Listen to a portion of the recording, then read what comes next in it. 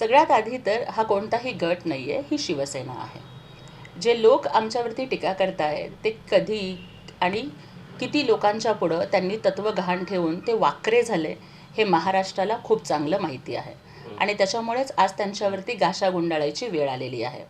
ज्या लोकांनी 2019ला हळद उतरवायच्या आधीच दुसऱ्या नवऱ्यासोबत ते पळून गेले आणि अशा पद्धतीचं राजकारण ज्या लोकांनी केलं त्या लोकांनी तत्त्वाच्या गोष्टी करू नयेत.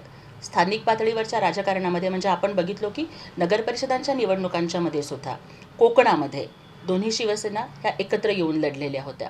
आजही बार्शीमध्ये जर सोपल साहेबांच्यासारख्या ज्येष्ठ नेत्यांनी हा निर्णय घेतला तर नक्कीच आमच्या पक्षातले वरिष्ठ पदाधिकारी या संदर्भातली माहिती घेतील. परंतु या माध्यमातून आपल्याला फक्त एक लक्षात येतं आहे की आज महफिल किसी की भी हो लेकिन चर्चा सिर्फ एकनाथ शिंदे साहेब की आहे. प्रत्येकाला वाटतं आहे की आज एकनाथ शिंदे साहेबांचा ब्रँड, महाराष्ट्राच्या लाडक्या भावाचा ब्रँड आपल्या सोबत असावा. हे राजकारणाचं वैशिष्ट्य आहे.